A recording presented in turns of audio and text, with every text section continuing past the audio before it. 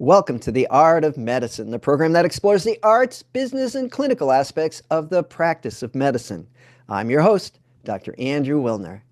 Today, I'm pleased to welcome Dr. Gregory Hawryluk. Dr. Hawryluk is a neurosurgeon and medical director of the Brain Trauma Foundation.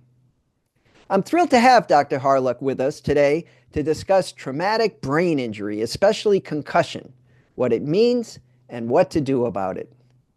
Traumatic brain injury affects athletes, soldiers, people in motor vehicle, and many other types of accidents.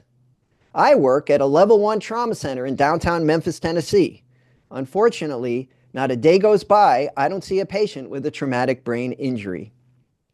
I'm looking forward to a meaningful and informative discussion in just a few moments. But first, a word from our sponsor, locumstory.com.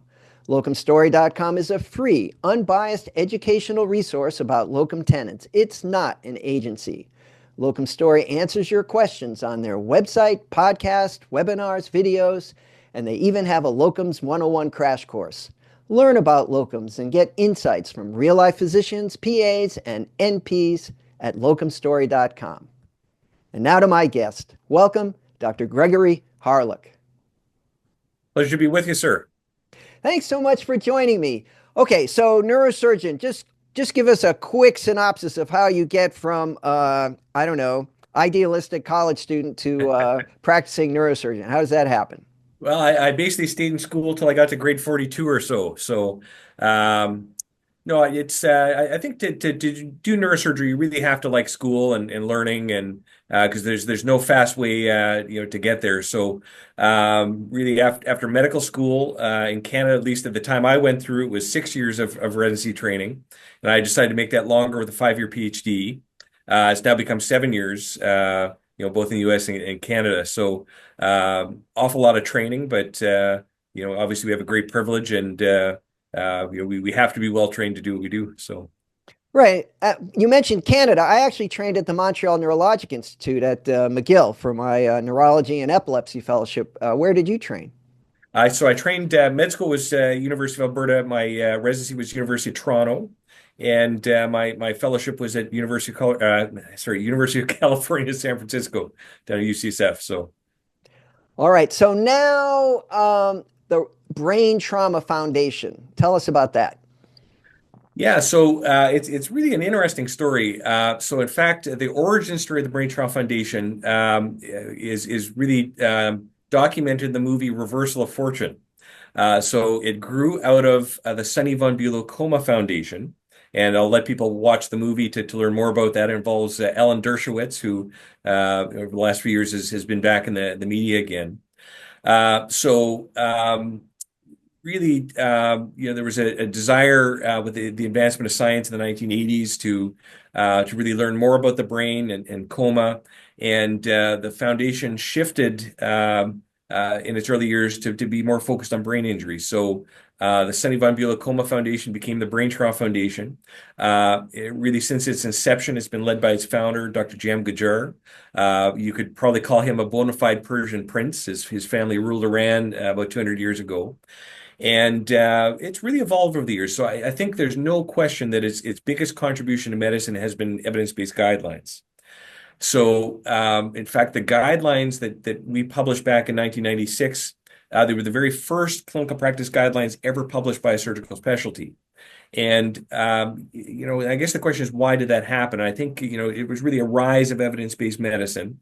But I think there's actually a lack of evidence in head injury. So it actually made it relatively easy compared to other aspects of medicine. There's sort of limited pool of studies to work with. So our guidelines have really had an important legacy. So we've now done certainly over 15 full guideline projects. And when you think about each one of those takes over 30 people, about 5 years of work to do.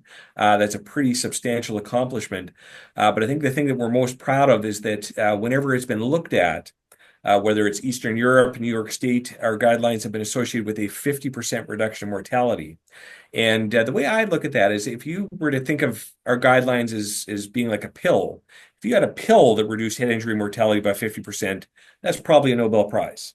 So I'm not claiming that we deserve one of those, but I think we have achieved something very substantial for patients with head injury. So Yeah, and what that means is collating the science, understanding the science, and then spreading the science. Guidelines are a way of managing patients. No doctor wants to be told what to do. On the other hand, if a patient shows up with a severe head injury, you want to have a clear path. It's like, well, should I give antibiotics or not? Should I intubate or not? Should I put his head up or head down? There's a lot of decisions that need to be made. And if you can benefit from thousands of other physicians who've been through that, and figured out what works, that's what ends up in the guidelines.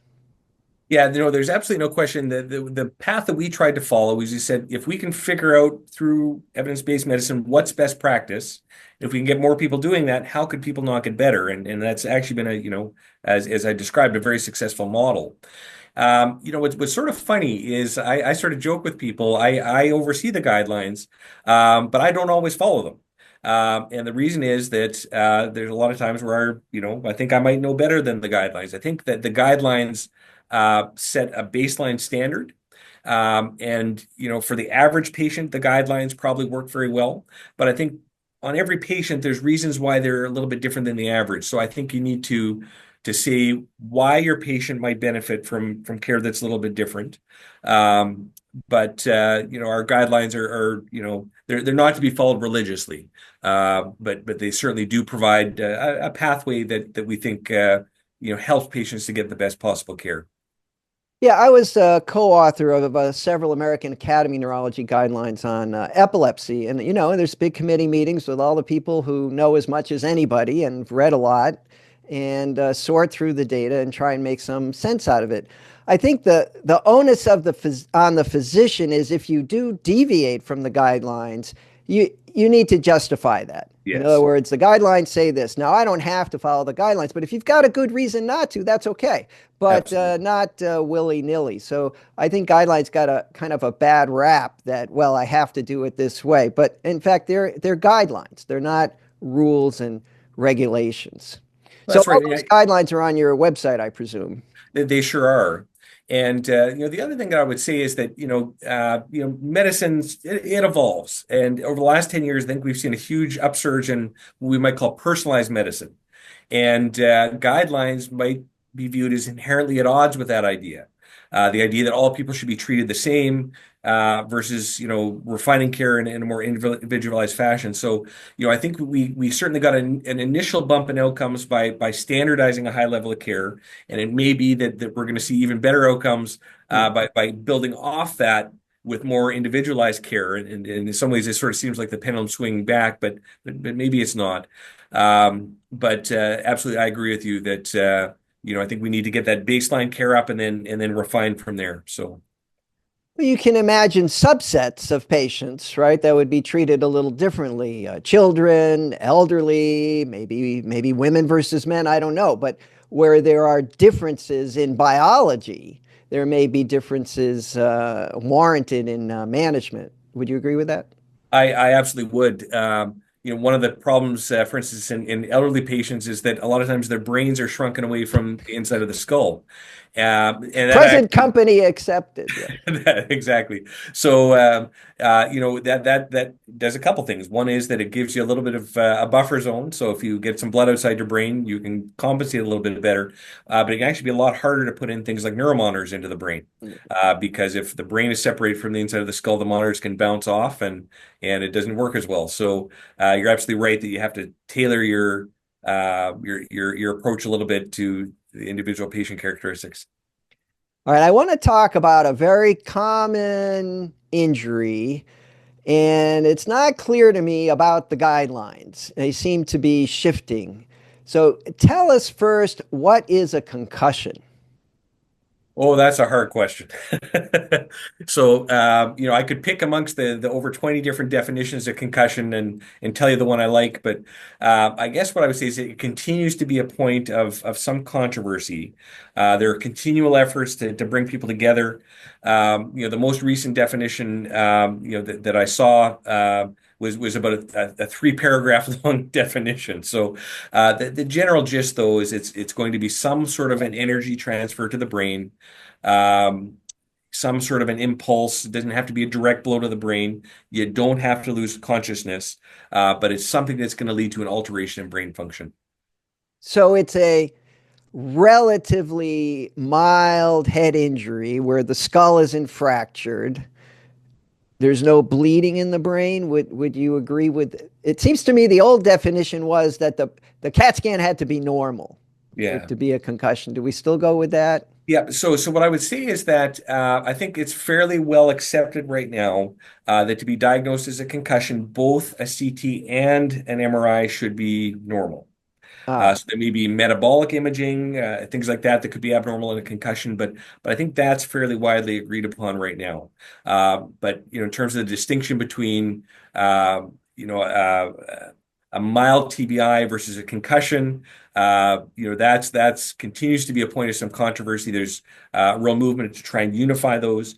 But I think that the pretty firm view is that although a mild TBI may have some imaging anomalies, a concussion, at least on CT and MR, should not. what about, we've recently recognized that a lot of head injuries where the scanning was normal, if you look at the scanning with fancy sequences like SWI, you see diffuse axonal injury. So is that compatible with the term concussion, or does that mean you've got a mild brain injury outside of the bounds of concussion? Yeah, and again, I think that would be you probably could get 10 experts in a room and get 12 opinions on it. So Okay. my Okay. my take on that is that probably the MR lesions would put you out of the realm of concussion and more into a mild TBI. And certainly, I think it's been pretty well described now that people that have normal CTs very often have abnormal MRIs.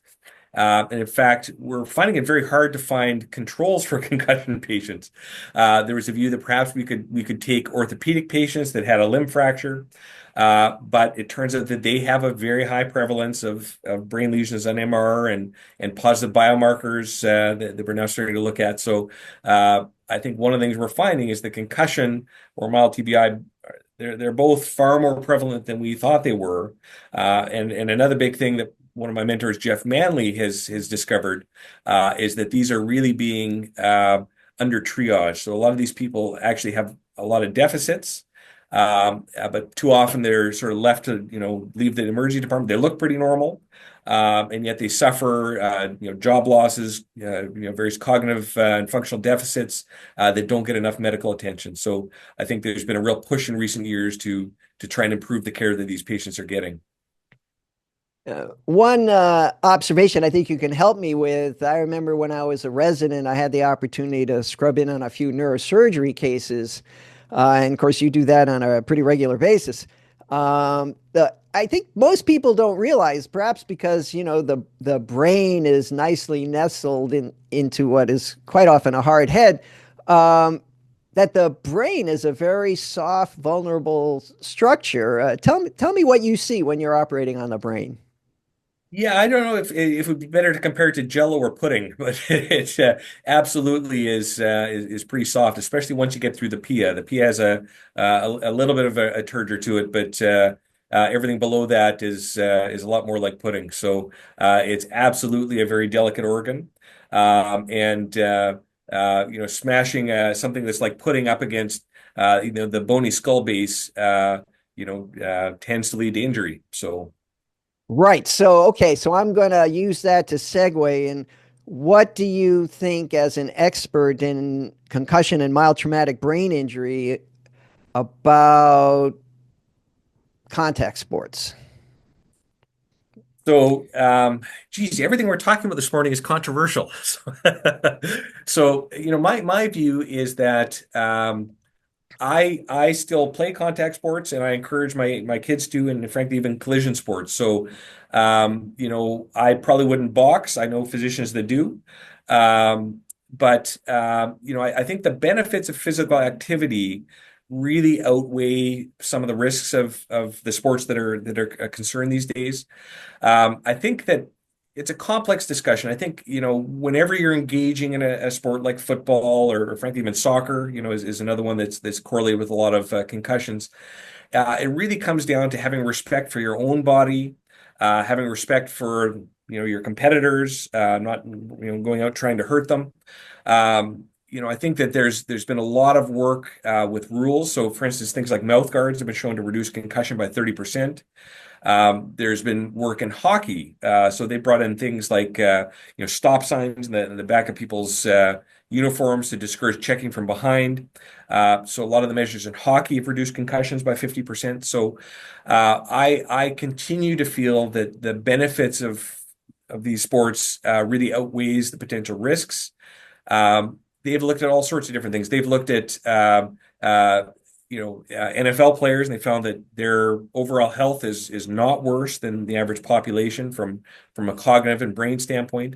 In fact, one of my colleagues, Sparkel Uzma Samadani, published a paper looking at neurosurgery and orthopedic chairmen. And what she found is that they played far more contact and collision sports than their college classmates. A lot of them reported concussions, and yet have gone on to do well in their careers. So I think that the jury is still out. I think that CTE remains a controversial diagnosis. I'm very interested in a lot of the work that Dan Pearl does. He's a very prominent pathologist, and I think every time we think we're making progress in understanding CTE, there's sort of a new wrench that comes up. So, for instance, in the military, we're finding that people in the military aren't getting CTE. CTE really seems specific to contact sports. In the military, they're getting these boundary glial scarring lesions. So, and really a low rate of CTE, only about 4%. The people in the military that are getting it had a history of contact sports. So, I think that the jury is still really out on potential harms, and I think there's unquestionable benefits. So I continue to feel that with appropriate safeguards, things like football, hockey, soccer, people should be out doing that stuff if they enjoy it. Well, okay, that's reassuring. Now let's get to, first of all, concussions are, as you mentioned, incredibly common. And I remember when the treatment for concussion was strict bed rest. Yeah. You lie there, no video games, don't do anything difficult, just relax, let the brain heal.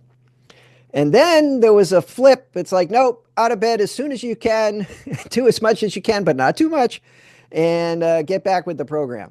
Plus, there's a lot of I don't know, we call non-specific symptoms, right? Fatigue, headache, I just don't feel well, lack of energy, dizzy, things that are hard to for anyone else to quantify. So where are we now with the treatment of concussion? Yeah, you're absolutely right. And concussion has really been a hard thing to study, which is why I think that there's been a lot of back and forth and flip-flopping.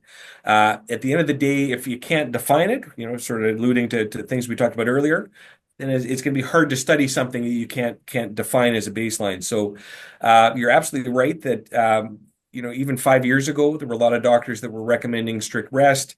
I think the idea there is that you've got some strained neurons, and if we can keep those neurons from firing, we hopefully might be able to preserve them a little bit better. The studies that have been done over the last 5 years, though, really haven't shown a benefit to that approach.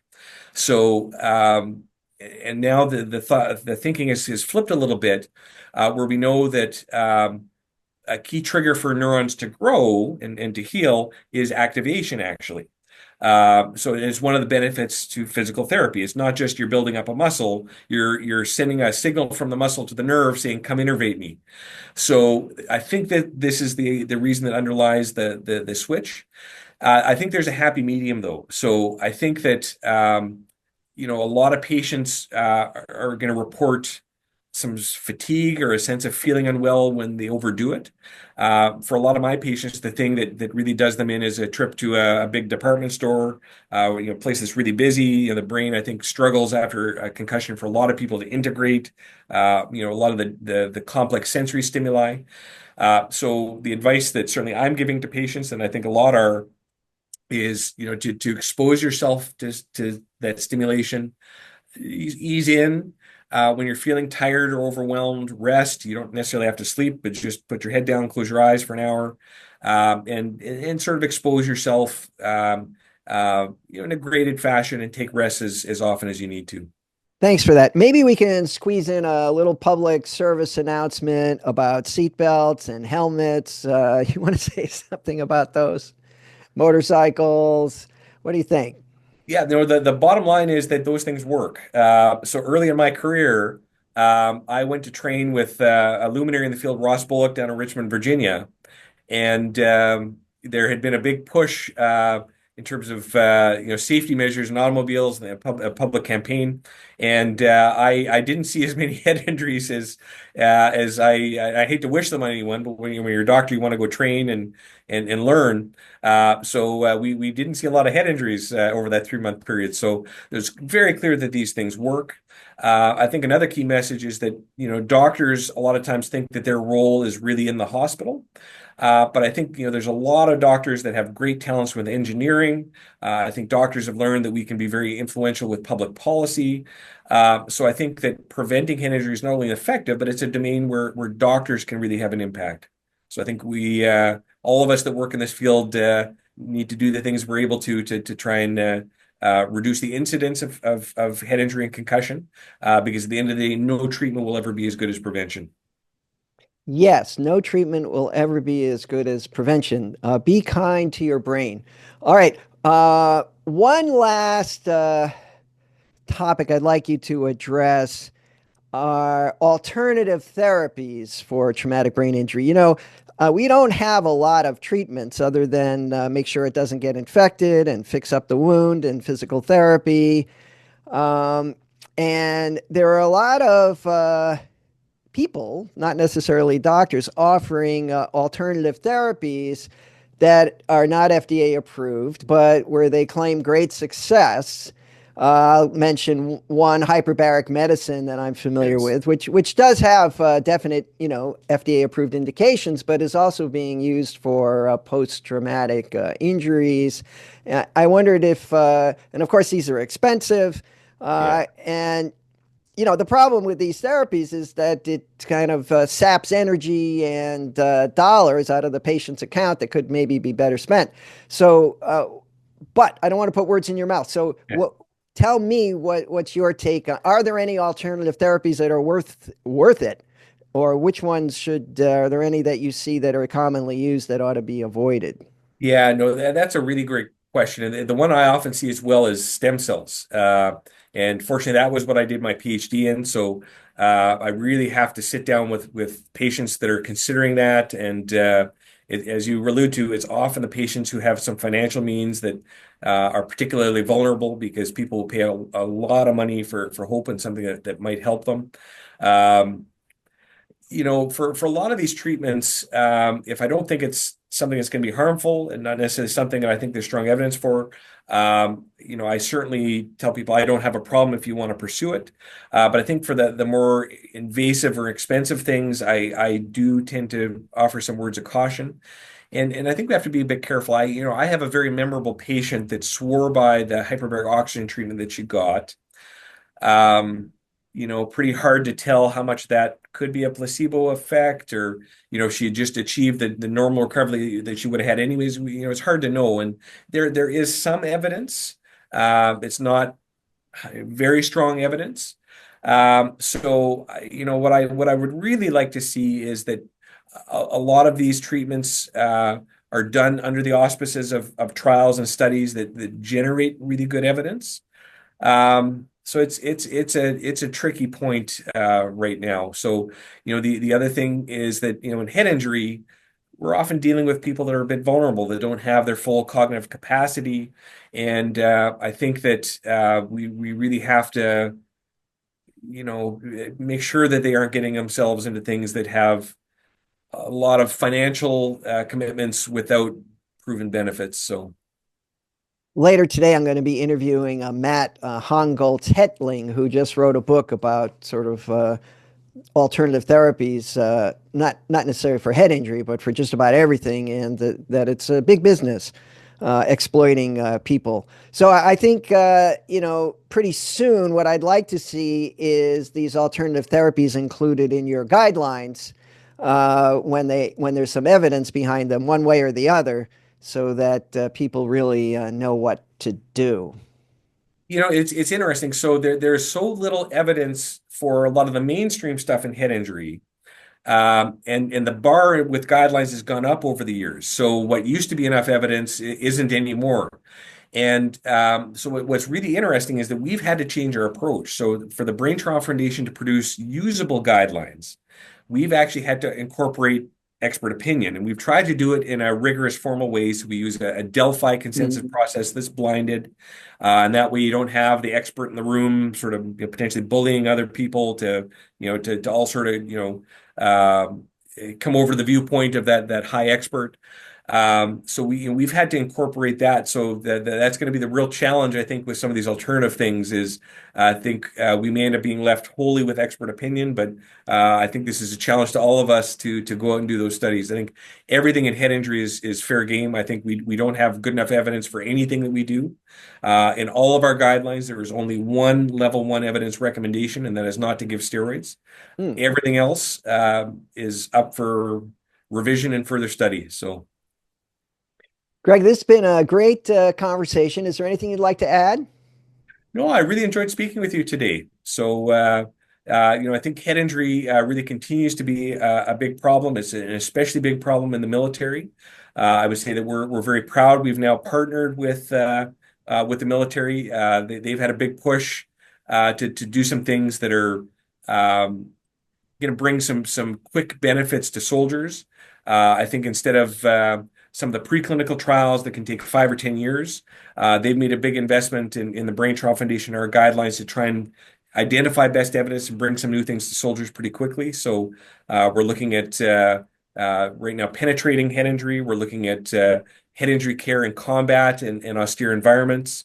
We're going to be doing some new concussion stuff as well in the next few years. So a lot of stuff on the docket for us, and really appreciate your interest and everyone out there, trying to provide best care to their patients. So, thanks for that, Dr. Gregory Hawryluk. Thanks for joining me on The Art of Medicine. And now a final thanks to our sponsor, locumstory.com. Locumstory.com is a free, unbiased educational resource about locum tenens. It's not an agency. Locum Story exists to answer your questions about the how-tos of locums on their website, podcast, webinars, and videos. They even have a Locums 101 crash course. At locumstory.com, you can discover if locum tenens make sense for you and your career goals.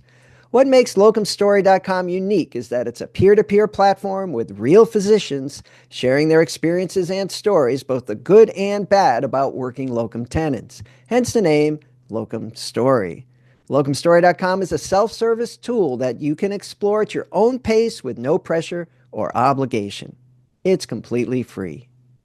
Thanks again to locumstory.com for sponsoring this episode of The Art of Medicine. I'm Dr. Andrew Wilner. See you next time.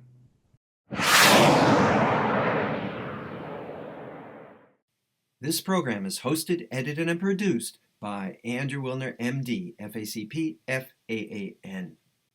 Guests receive no financial compensation for their appearance on The Art of Medicine.